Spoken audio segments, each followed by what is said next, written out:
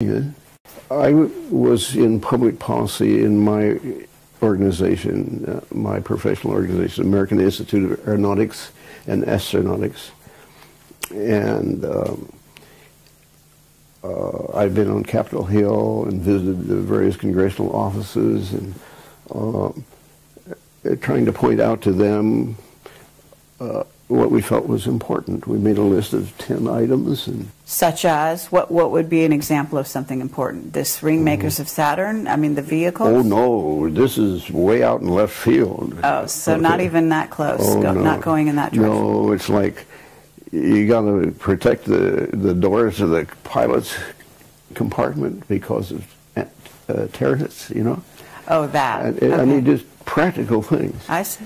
And, okay, the budget for aeronautics has gone to practically to zero because space has swiped it because it's so expensive. Mm-hmm. And you just try to juggle money around, really. And it's a strange place back there in Washington. But it's a big education to try to do some public policy. Okay, well, that's pretty unusual to have a scientist that tries to do public policy. Mm-hmm. When you called yourself, I don't know if you consider yourself aeronautics engineer? I just say I'm a scientist engineer. Okay. It's hard to be a scientist without being an engineer. Okay. And when you say training for just an engineer, I don't think that's going to work. Mm. And that shows to me how little understanding there is about that educational aspect. Did you ever go to Stanford? Mm-hmm. You did. Did you graduate from there? I got a quarter in, and then my dad passed away, and he was supporting me, and that was the end of that. But it was long enough to be an alumnus of Stanford. And okay. The other interesting thing is that Ezra Cornell and Leland Stanford got together on the founding of Stanford. So for many years there's been a close relationship between the two. Oh, between Cornell and Stanford. Yeah, and so rather than making Cornell my home university, Stanford definitely is my home. Okay. But to get back to the subject at hand, with regard to the rings and regard to what you've seen, and when you wrote your book, what was the response to the book when you published it in the scientific community, at Stanford, at these places? I would say practically zero. No reaction? If it is, I never found out about it. Uh-huh. I think only now are they beginning to listen, and it's come around this way. I was in early April given some fruit, and the person that gave it to me had bringing over followed up fruit for a number of times when we had lunch here. And this one evening, I decided, well, I'm going to cut a little out of that apple. It looks so bad anyway. And I took about 2 cubic inches, 1 cubic inch on one and another cubic inch out of the other. And that was about 11 o'clock. And about 2 o'clock in the morning, I really began to feel ill. And I even called my son who lives in Tracy. I said, this is a heads up. I said, I'm beginning to feel really ill, and you ought to come over. And he didn't make it over. I felt I was getting so ill, I called the neighbor next door to take me to the hospital. Wow. I was just going downhill like that. Incredible. And I'd never experienced that. That was an attempt on my life. Mm-hmm. The specialist that I have, he had one question for me. He said, Norm, what triggered this? And I said, I think it's the apple. Does that make sense? Yes. Wow. So we he had a got- theory already. And he's a prof of internal medicine, and he's one of the smartest ones I've ever run across there at the hospital. And so You didn't happen to have a piece of the apple analyzed or anything? it was all thrown. I threw it all the I way see. down the drain. But anyway, because of the nature of the happening and the kind of question that he asked me, I saw him about a week ago. He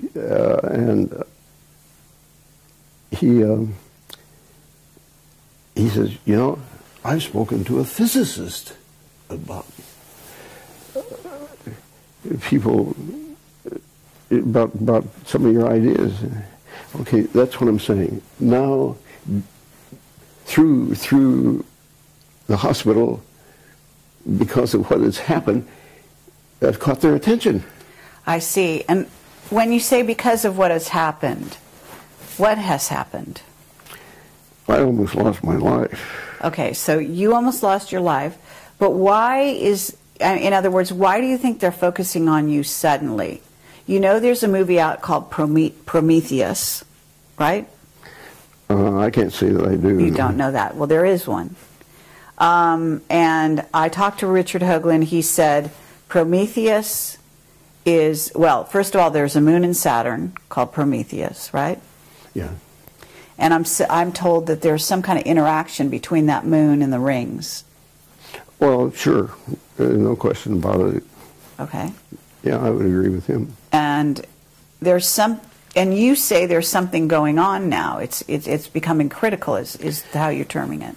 Yeah, it's much more prevalent than what we saw in 1985 or a little earlier.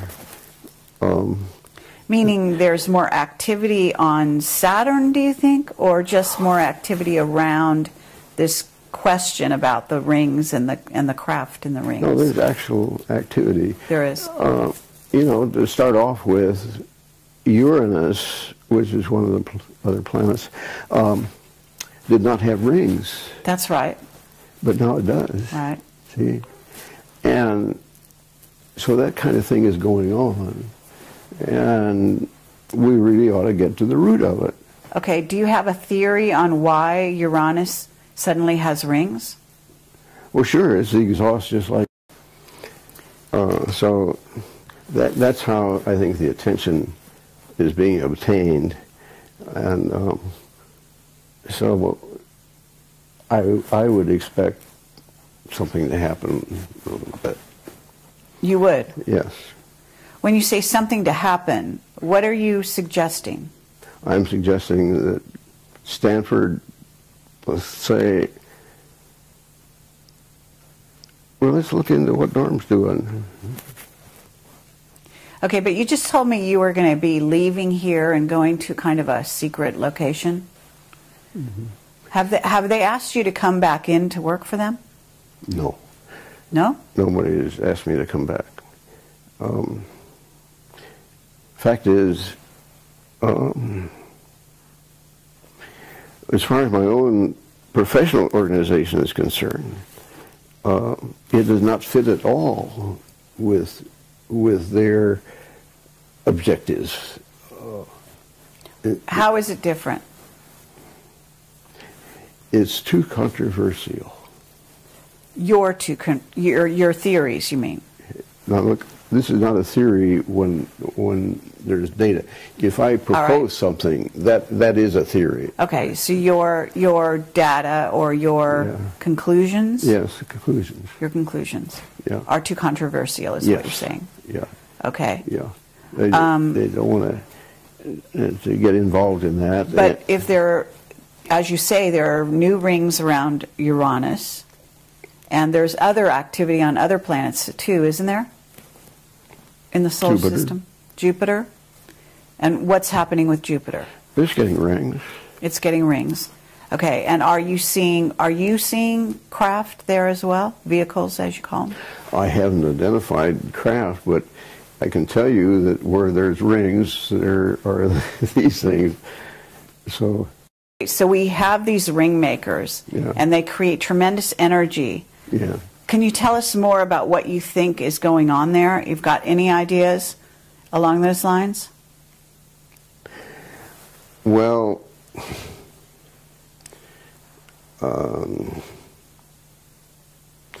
let's just take one that there was this, what do they call them, far lookers, or these psychologists? Oh, remote viewers. Remote viewers, Yes. right, that's what I'm... I just did an interview with somebody there.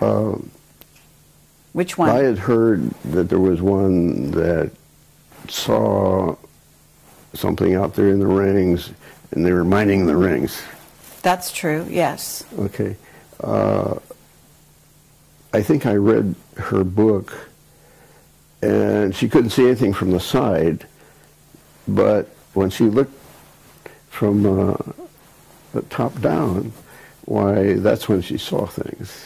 I see. I happen to been able to uncover what she saw. Really? Yeah. And what did you... I would say, I don't think they're mining the rings. I think they're nursing from the rings. Oh, in other words, you think they're using the energy to power their craft. Yeah, that's where new ones are getting their energy. New vehicles are getting their energy? Yeah. You start out small, just like a baby, and then they get bigger. Oh, right, because you say that you believe they're sort of like alive. Do you believe they're plasma vehicles, what's called a plasma vehicle? Have you heard that terminology? Well, I've never heard them called plasma vehicles, but I can understand why somebody might say that, yes. Mm-hmm. Yeah, I wouldn't make a big deal over that.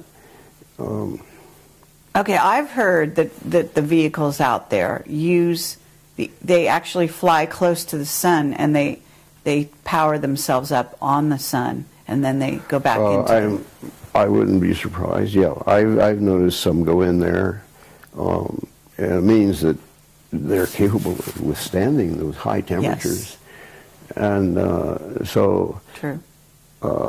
Yeah, they could get pumped up really nicely. Okay. Okay, so, well, we have a very active scenario out there. Yeah. And you say it's critical. When you use that word, critical, that kind of sounds impending, like there's something coming to Earth or coming at us. Well, when I read that the universe is expanding, I say, the universe expanding. You guys are just saying you have objects out there that you use to say the universe is expanding. But how about supposing they're increasing their speed? That would appear like what you're saying. And if something out there is moving faster to get away from something else, we may have a critical situation. Okay, very interesting. So something out there is moving faster to get away from something else. What would that something else be? It's hard to say. Now here I do have a hypothesis. Oh, yeah? Yeah. The Big Bang. I think my hypothesis is that there were the goodniks and there were the badniks. And they had a fight. A big bang ensued. I see. A big bang, a really big bang. And so you think the sort of multiverses are a result of the collision of sort of light and dark, so to speak? how did you say that again? you think the multiverses are a result of the collision between good and bad or light and dark? Well, now, multiverses, what are you? Well, that's my point of view. In other words, I don't think there's just one dimension and one universe. I think there are multiple dimensions and multiple universes. Did you agree with Einstein when he said there were at least 5 dimensions? Well, I certainly will agree that you can have almost any number of dimensions you want, okay? I take a little different view.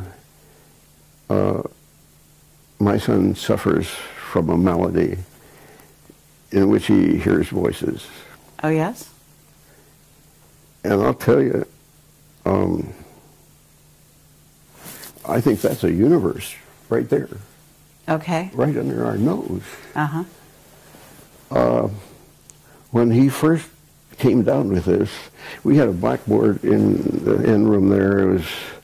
It was 4 by 8 feet, and he wrote equations of space on there. He did? He did. Were you able to ascertain if they were valid in any way? You didn't need to, I didn't need to know all the details. I knew enough to know that, hey, those are strange equations that you wrote. You don't write that kind of equation here on Earth. And you do have some distance parameters in there. And I'll tell you, I was really scared. The fact is, I erased the darn board because I wish now I had kept it.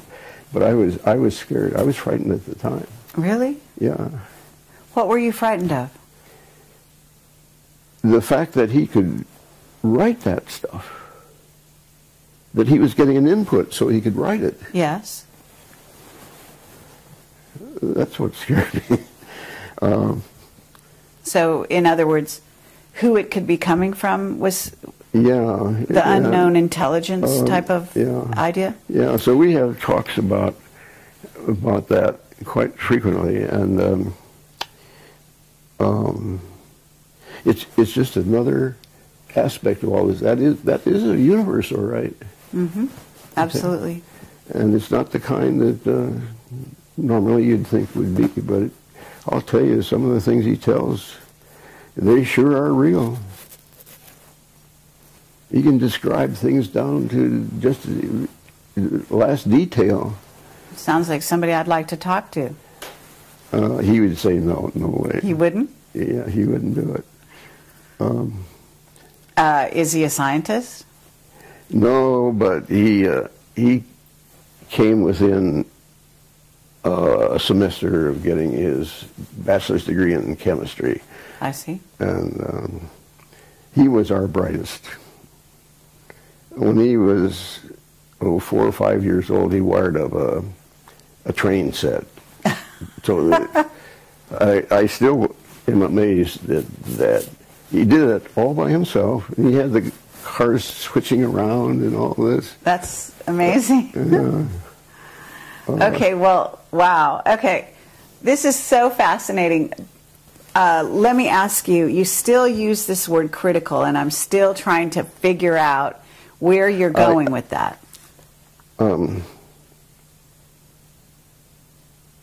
I'll tell you when I get the book written, I'll tell you what it is. Right now I have a gut feeling, okay? Okay. That always precedes things that are going to happen. I've done many analyses with, hey, I got a gut feeling that that's it.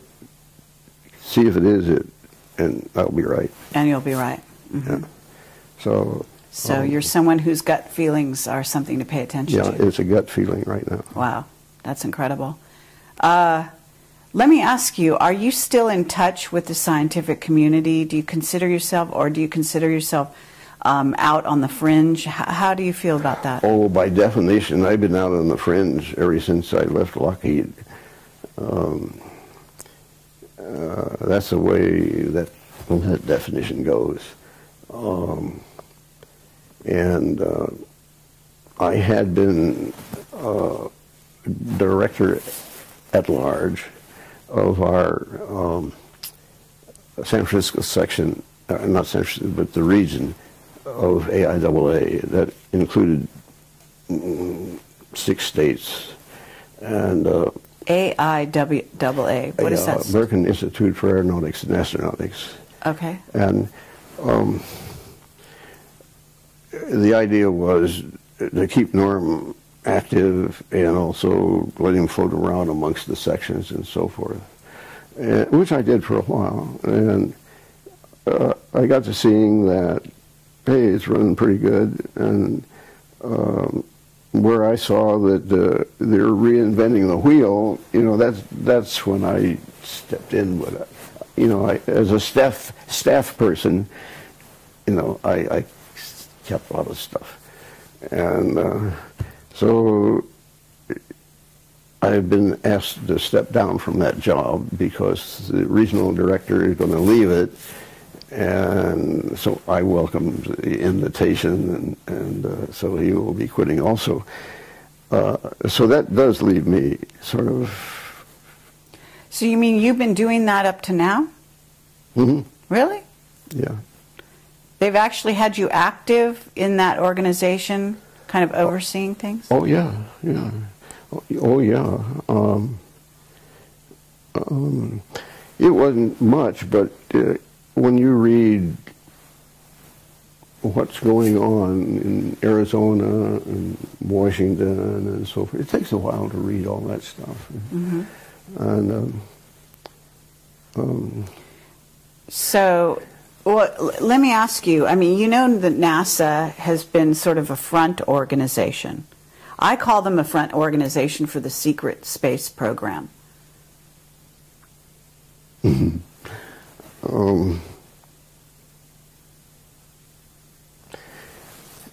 I don't know about being front.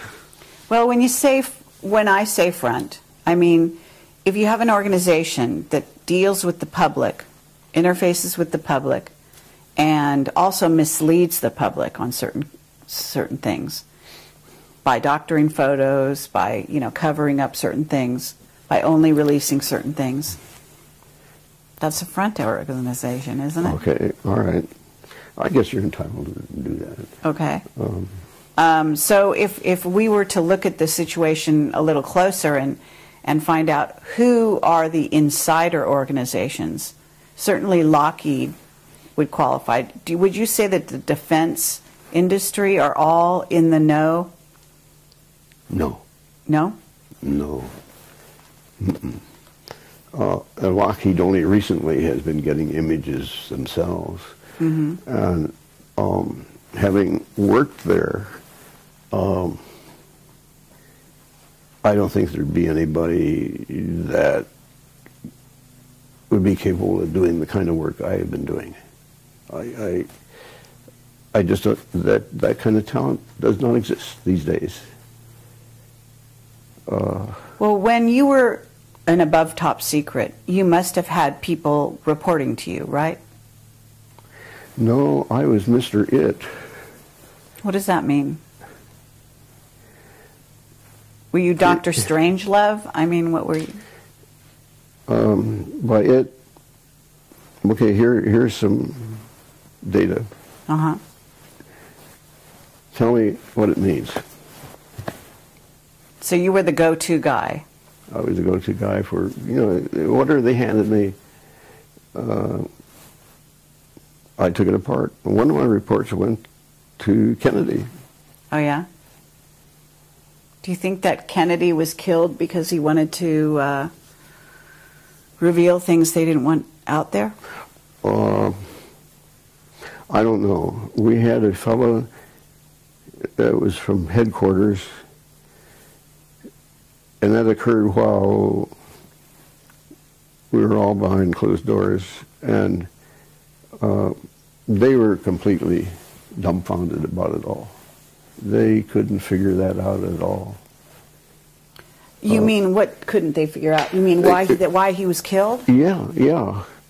Why or how? Even that. I mean, and it's still a mystery today to a large extent. But anyway, it was interesting to hear opinions from headquarters, from a headquarter guy. So they were stunned by Kennedy's assassination. Yeah, they were. Yes, even no behind question closed doors, yeah. as you call it. Yeah. Back then. Yeah. That's very interesting. Well, if you were to look at the time when you were behind closed doors, and you left on good terms, you say, right? Yeah. Did other people leave at the same time you left, or did people stay there? Oh, they stayed there. I was proselyted out. What does that mean? I went to work for a firm that had started up. A fellow was a nationally known aerodynamicist, and he founded his company, and he wanted to grow it, and he attracted me to say, you can give yourself whatever name you want. We're going to try to expand my company. The thing was that he also had on his board of directors a professor from the Stanford Business School. Okay. And it seemed to me like, you know, here's the chance, Norm, for you to grow. And but things did not work out for either of us that way. Do you know why? Yes. Why? I did come up with something that they could do. It required the services of one of the gents that knew how to program the computer. And that was the advantage of the outfit. They said, I can it can handle any size computer that there is. And, okay, so the day came, and this fellow's name that owned the company, his name was Jack, and Jack called a fellow in and says, Norm's ready for you to program things. Jack, I'm going to have to think about that. Can I tell you over in the morning what my decision is? Yeah, think it over. Next day came, he says, Jack, I can't do it. I am an aerodynamic specialist, and if I do this other, I'd ruin that. It's a no-go. Oh, how interesting. Yeah, that was his attitude. And you check around, and the good guys still have that attitude. Right, that they don't want to get their hands dirty. They don't want to be sort of tarred with the same brush. They've chosen, you know, their route. Straight and narrow. Yeah, and you come along and deviate them. They can't hack it. Very interesting. And so that's when we parted ways. But it all has been a great learning process. But you went out on the circuit and you did talk about ring makers a bit, because yes, there's a couple of videos. Out for a while. Yeah. And, geez, I read an article just recently where somebody comes up and says, we can get to the nearest star system.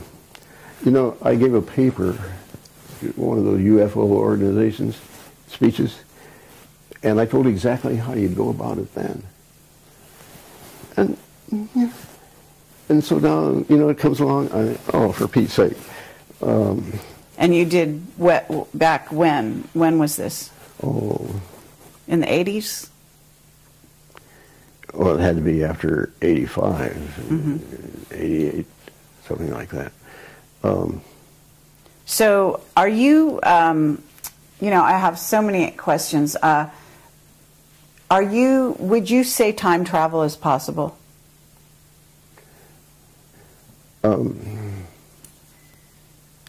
There's a way to do some of these things that has not been considered.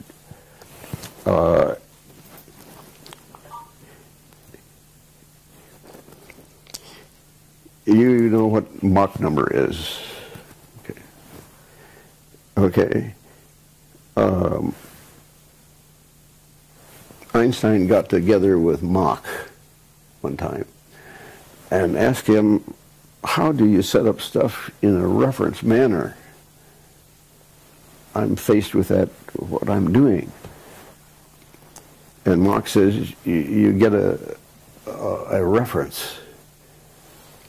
And speed of sound is mine for aerodynamics.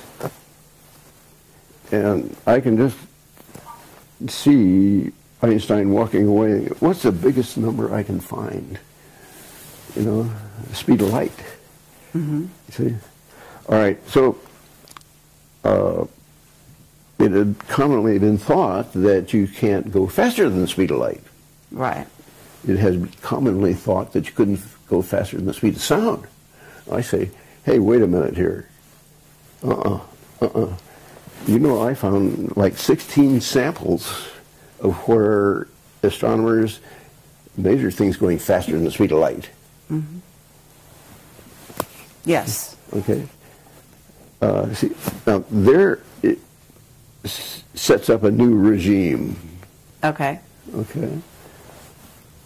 So if, in other words, you're kind of alluding to the idea that if you're going faster than the speed of sound, we go into the area of time travel from that point on, right? Yeah. Yeah. However you want to mechanize it.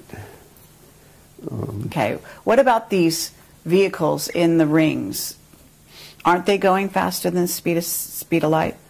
Oh, I don't know. I've never seen one, you know, in that condition. Okay. Not at all.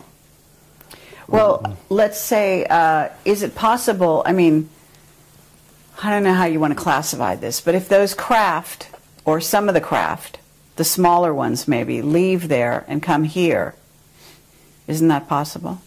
Yeah, it's possible. Okay. And is it possible that they've been coming here on a regular basis? I don't know about that.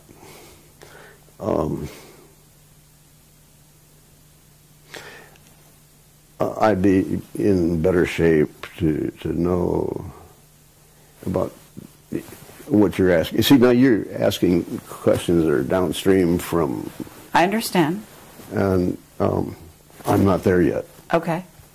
What about, I'm still, you know, I mean, okay, let me ask you this. I remember that John Lear told me that you told him that you saw here in, I don't know, it was on the 101 going around somewhere around Palo Alto or maybe Los Altos, and you saw what looked like a very low flying jet that was a hologram. And you determined it was a hologram in some, because it actually, I guess, disappeared all of a sudden. Well, that story is almost correct. I was just with this fellow Jack at the time. And I don't know whether you know where Gunn High School is over here or not, but we were in that vicinity. And all of a sudden there was this huge-sized airplane that flew over there. It looked exactly like an airplane. Mm-hmm. I said, Jack, did you see that? Yeah. But, you know, it was below the allowable level. Yes. And there were no complaints. So it had to be a picture, you know. Really? But did it disappear suddenly? Well, it was only there just a fraction of a, you know, you just got to, if you weren't looking, you'd miss it. Really? Yeah. But it has to be going very, very quickly then. Yeah, it was. So you determined that it was a hologram. I didn't determine it. It's just the fact that there weren't any critics around here that says, hey, there was an airplane flying below allowable levels and we gotta do something about that, because there's a lot of people like that around. And, right. But there were none, so okay, so it had to be. So that's okay. What year was that? Oh, I don't know.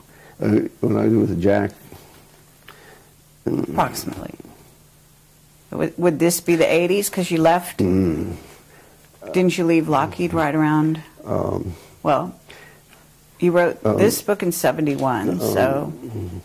You know, you can go on the net and look at my resume there and pick up numbers. Pick up exactly. Yeah. Okay, but I was just wondering, in terms of your recall, when you left the employ of Lockheed, because it was too claustrophobic, as you said, and then you went to work for this guy Jack, and that, how long did that last before the computer guy came in and said he couldn't do the programming? I mean, that must have been a pretty short time. Well, I think it was like a couple of years. Couple of years? Okay, and do you know what a Cray computer is? Yeah. Okay, and would you say that was the level of what we're talking about, programming Cray? Or? Oh, this could have been done with a much simpler computer. I see. Yeah. Okay, have you ever dealt with a Cray computer yourself? No, I haven't. But you know of their, Yeah. yeah. Sort of being around. Okay, in terms of this, again, this critical time that we're in, can you describe this time? Like, what do you see something happening in these times? I mean, obviously we have critical things in terms of, you know, the world politics and economics and things of this nature. But when you talk about critical, I'm actually seeing something to do with space. Are you talking about, for example, you've heard of, you know, incoming planet, like the second sun? I don't know if you believe this is a binary solar system. Do you follow that theory at all? Well, I guess the most critical thing I can see is that a lot of ice is leaving Antarctica. Yes. And that indeed will raise the sea level. Okay. And that indeed will cause some problems in many places. And it'll have a negative impact on real estate if you own property. Water, yeah, oceanfront property. That, to me, seems like a no-brainer.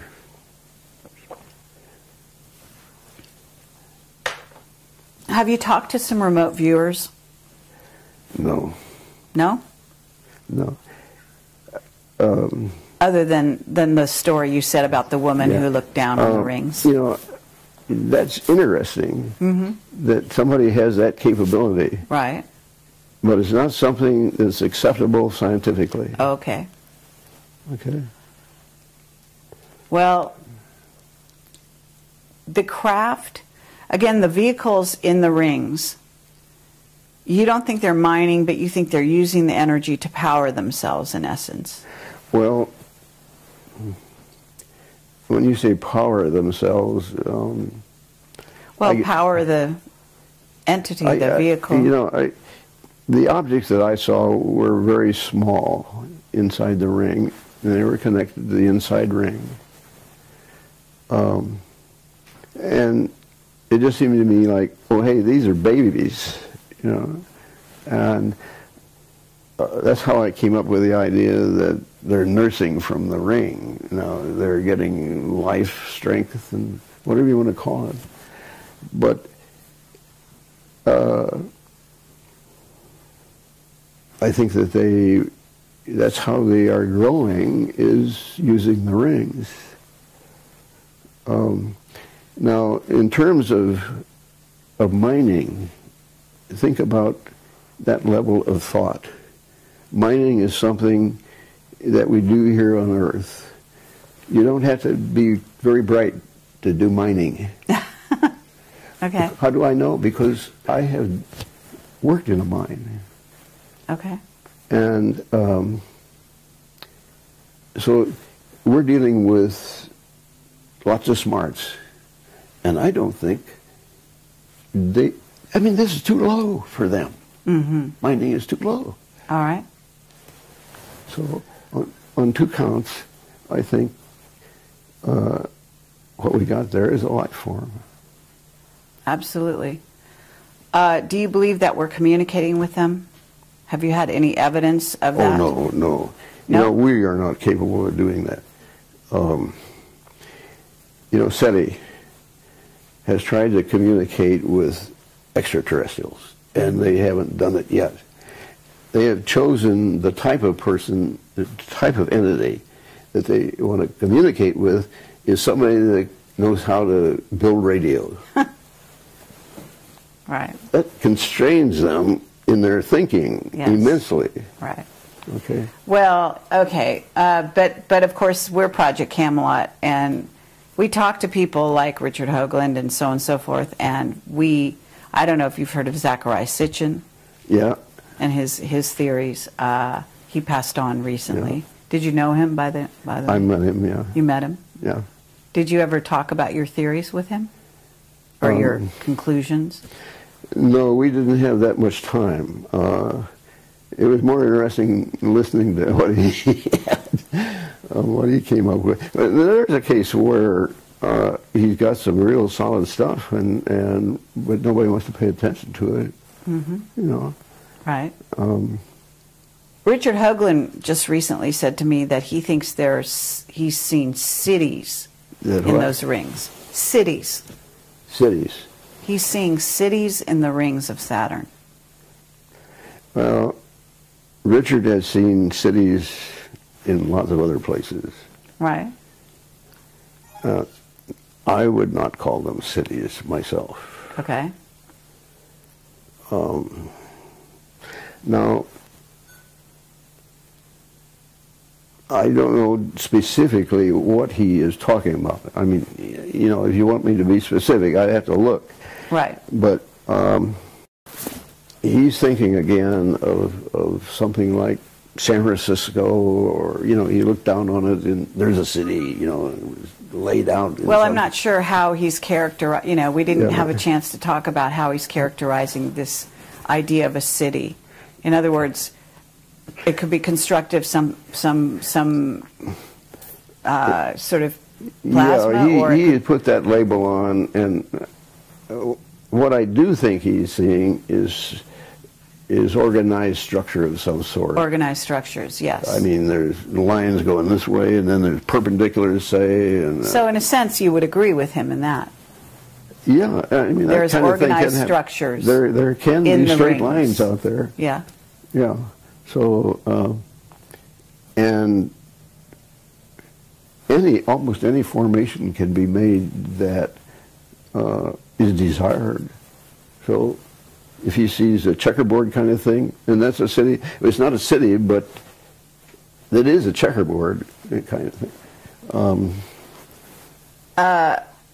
When you talk about plasma, what are you talking about? Are you talking about the same thing that Wilhelm Reich would be talking about when he talks about orgone? Or is plasma like another stage of orgone? Or about him, but there is one flight out to Saturn where the instrument flew by the ring, and the idea was to sense the plasma in there. It had a wide frequency range, and it turned out to be plasma, and so it ticked, and they knew the speed, and they knew the time it took to pass the ring, and so they knew how thick it was. And now that was a plasma indicator. Okay. So it has been measured that indeed there is plasma rings.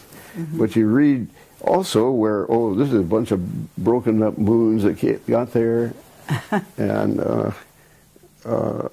there's confusion in their storytelling. But the rings that are suddenly appearing around Uranus, these are not broken up moons, right? You know, all I can say is, you know, the rings are there, and my interpretation is by inference. I see the rings, so somewhere there's an EMV, and they're never where you think they're going to be. Do you have you thought about the idea that I guess I talked to Sean David Morton, who met you years ago. I don't know if you remember Sean. Mm-mm. Sean David Morton. He's a sort of a psychic, and He lives in Southern California. Anyway, he's a friend of mine. And he said that recently they've actually photographed, I guess, the top of Saturn, and they've seen that there's a hexagonal Yes. shape. Yes. You've heard of that? Yes. That seems to support your theory or your conclusions. That's what he said. Do you agree with that? Yeah, any geometric form can be made. Okay. But you don't see anything, I mean, isn't there a significance to the hexagon in the Saturn symbology? Well, I would never expect a hexagon there, but I have never expected to see some of the other things I've seen either, so I did want to visit Saturn in the write-up I did, because there are some things that need to be fleshed out for people. Okay. And if I haven't lost it on my discs, why, I'll be able to make a nice little story about all that. Okay. If you haven't lost it, in other words, if it wasn't stolen? Yeah, or boogered up. Erased and messed with. Okay, well, I'm running out of tape here again, right? And I guess we've been going for quite some time, Yeah. so I don't want to tire you out too much. But is there anything that we haven't covered that you'd like to say to make it part of this this presentation here? They could ask me to be vice president. Because you'd like to change the policy and what's going on. Yeah. And you've had clearances above, with way above top secret. So in a sense, they should be coming to you for advice, I would say. Yeah, they should.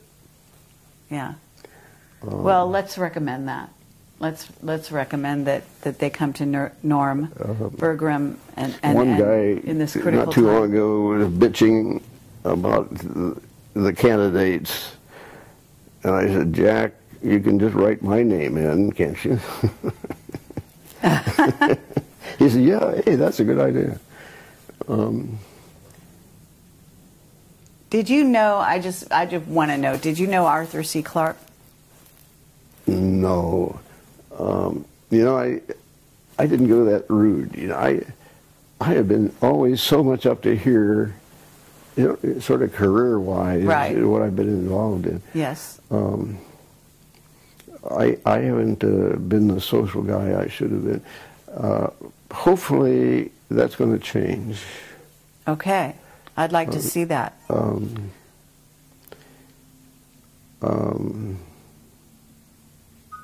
I'm a type that is pretty flexible.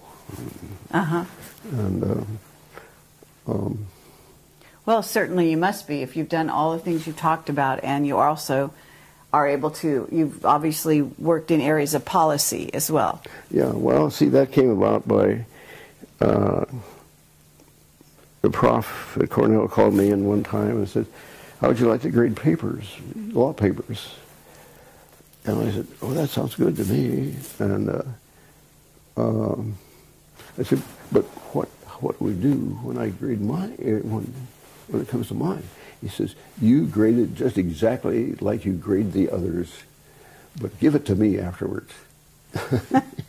But he told me that as an engineer, you really ought to get law under your belt, because you know the nomenclature, and these are the guys that are running the country, basically. Mm-hmm. And they really don't know about some things that they should, but they just do it. And so over a period of 10 years, I got a law degree. Oh, you did? Wow, that's incredible. And on top of everything else you were doing, you got a law degree. I found it just exactly like the prof said, yeah. And that's what made it so easy to go in. To go Otherwise, into I wouldn't have done policy. it. I see. Okay, Norm Bergman, I believe that there's more that you could be telling us, but I understand that you still have some secrecy or oaths. Is that correct? You're kind of abiding by those? I could tell you a lot of war stories. The answer, you know, I could tell you a lot of stuff that's sort of related to all this, but give me some more time, and I'm set myself up so I don't have to make my own bed. I don't have to cook some meals, you know, and all this. And TV will be taken care of for me. Just a lot of things will go to zero. I see. And so Norma's going to have some more time to do some things to get it together. Okay, but are the people that are making this possible going to let you go out and talk about it? Yes. Yes, they are. And I already tweaked them.